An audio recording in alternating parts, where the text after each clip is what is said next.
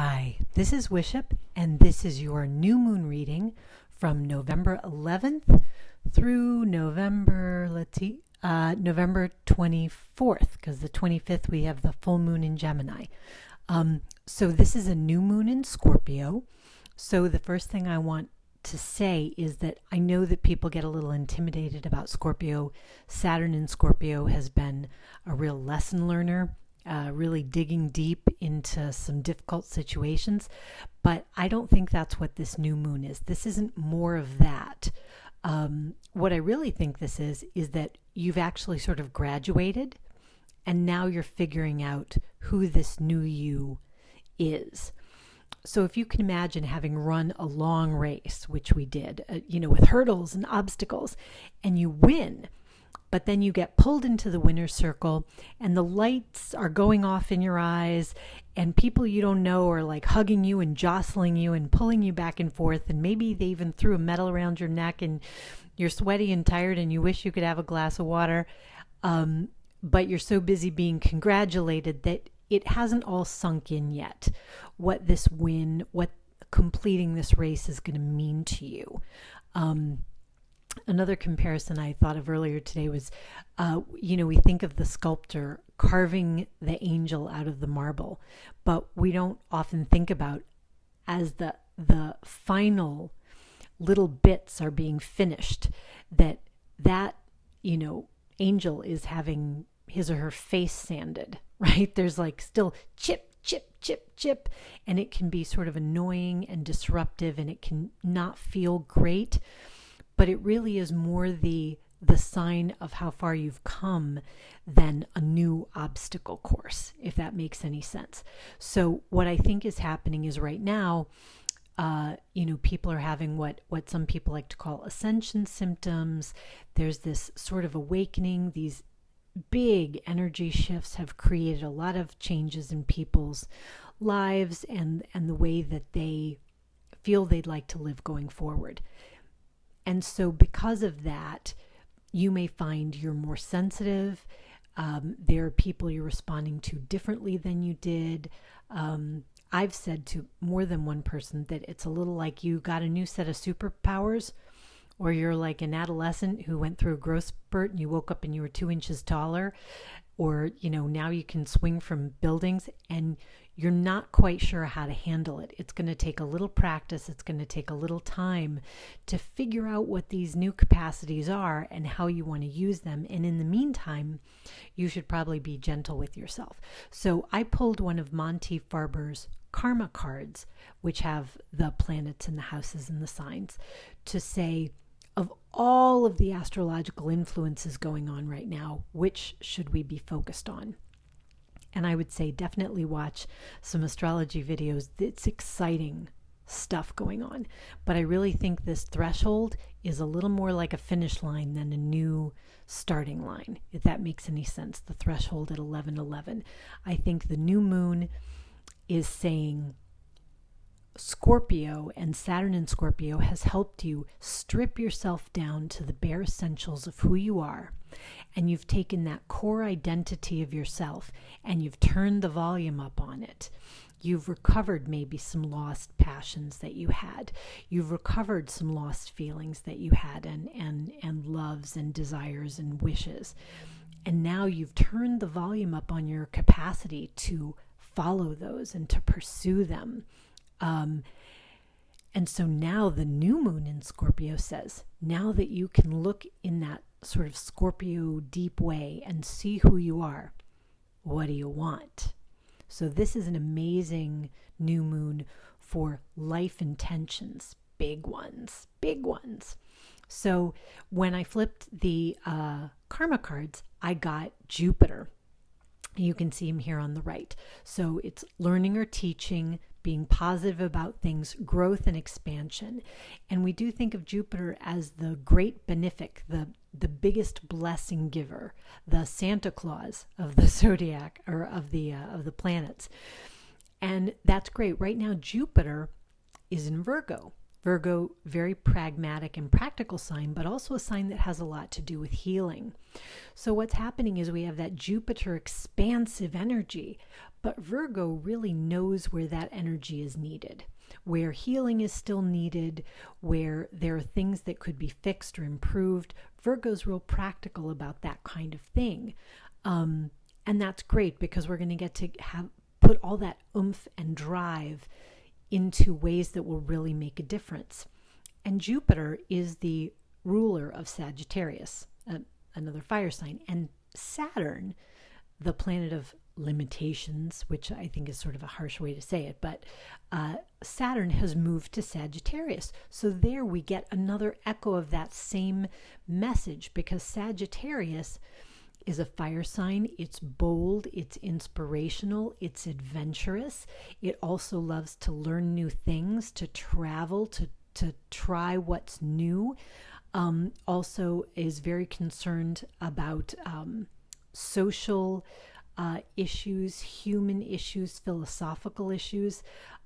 Sagittarius is the centaur. Sometimes people even see it as Chiron, the wounded healer, who's so intelligent, who's so wise. So again, we have this question of healing, but also of expansion. And then Saturn, the planet of karma and fate, is sitting there. But this is not karma and fate trying to punish you. This is saying this is your destiny. The destiny planet has moved into this sign of great, high, noble goals. So once again, you're going to set big visions, and Saturn is going to say, okay, you just set the destination in your GPS. Let's figure out the route you're going to take to get there. Let's figure out the practicals, lefts and rights that you need to go to get there. And Saturn is great at helping you work around pitfalls and figure out when things aren't working. And as long as you're willing to get real and be honest, Saturn is a great traveling companion, because Saturn is afraid of nothing. Saturn fears nothing. So these energies are actually really great at having big vision, big ideas that have to do with the real heart of who you are, and being able to put them into practical manifestation in your life, to really make a difference with them for yourself and for other people in whatever area you feel your calling is. And really, no one can tell you what that is, and no one can judge it for you. When you're in the right space for you, you know it, and it doesn't matter what anybody else would think about it. They got to run their race, and you got to run yours. So anyway, that's what I want to say about the planetary energies.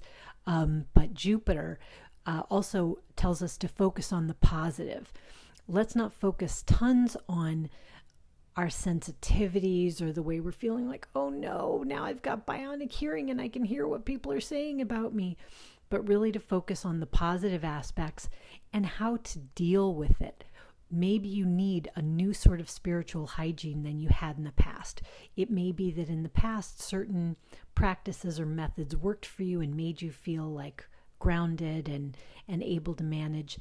And now you need new ones because you are a new being. So you need to investigate new approaches. Sagittarius loves to do that. Jupiter loves to learn new approaches.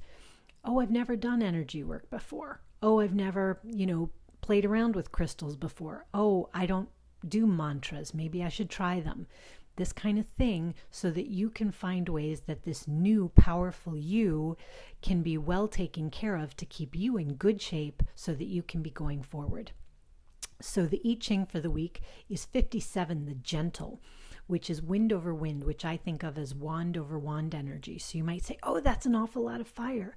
But actually together, they become very penetrating, and they create a soft approach if you can read the card. Faith, moderation, a subtle but deep influence, understanding, and nonviolence. So you can see it's the same thing that says, you know what, you've just finished a race and I know you're feeling jostled, but give it a minute and you will get to catch your breath and realize what this means to you. So I'm pulling 3 cards this week. I'm pulling 1 Lenormand to tell us the areas to sort of focus on. So here's the Retro Lenormand. Fox, interesting. And then I'm pulling a reflections tarot to say, how should we be in response to this area? Strength, la fuerza. I love it.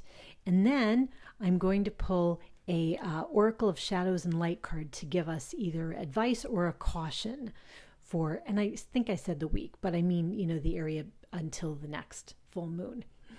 2 little witches, magical space clearing time. Good stuff. Okay. The fox is a great card, and I think does point to the duality of the issues that we're dealing with. In fact, I think we're seeing that all across the board, because the fox is very clever. And so this can be a card of great success, of cunning, and of good thinking, and of life purpose. This can be a great card that has to do with life purpose. I'm sorry, I can't get it to stand up without the glare. I guess I'm just going to hold it here. Of your life purpose. So when you see the fox, you can be thinking, oh, you are quick, you are able to take action, you are able to succeed. But imagine how the farmer feels when the fox has stolen its chicken. Then you don't think the fox is so clever. Then you might curse it, right? So this is about looking at things from your own perspective, but realizing this is not going to be a situation where the moves which are right for you may look right for everybody involved. They will be right for everybody involved if they follow their paths with integrity. But you can't decide that. You have to decide your path, and you have to pursue it with the same kind of nimbleness and cleverness and joy that the fox pursues it. And again, here we have strength. This is another duality type card, right? So here we have, pardon me, I don't know if the mic's making noise while I move it.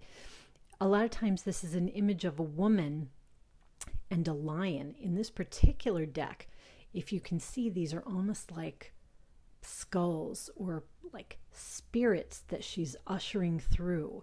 So she's almost like the guide who's taking the spirits and making sure that they get where they're going as they sort of leave the world, that these sort of phantasms or old business is guided out the door where it goes. Go on to your next thing.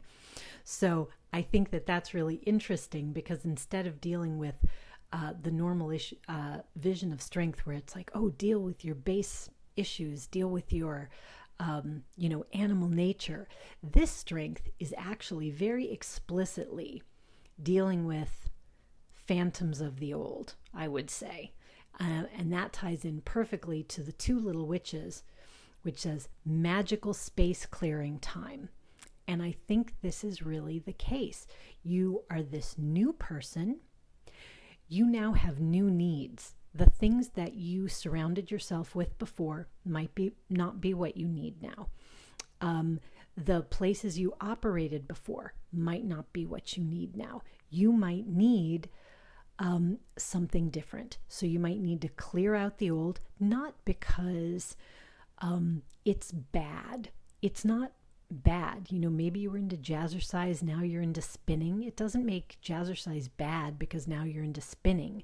It's just a change. You're just moving through different phases. And so you just need to honor what you need. And you need to do that without guilt. The fox does not feel guilt about pursuing the chicken. Okay? It doesn't. And you shouldn't feel guilt about pursuing what's right for you. It doesn't have to be right for the world. But when you are the perfect you, just being honestly, authentically, and joyfully yourself, then you are fulfilling your divine purpose, and you make the universe operate better when you do that. So I think that's kind of it until our beautiful full moon in Gemini on the 25th, where I think we're going to be done with some of this space clearing. We will have calmed down. We will have had a glass of water. We will have wiped the sweat off our brows. We will sort of understand a little bit about where we'd like to go with the help of Sagittarius and that Jupiterian energy. And we're going to start being ready to communicate to the world what our new plans are. So until then, rock on with your bad selves.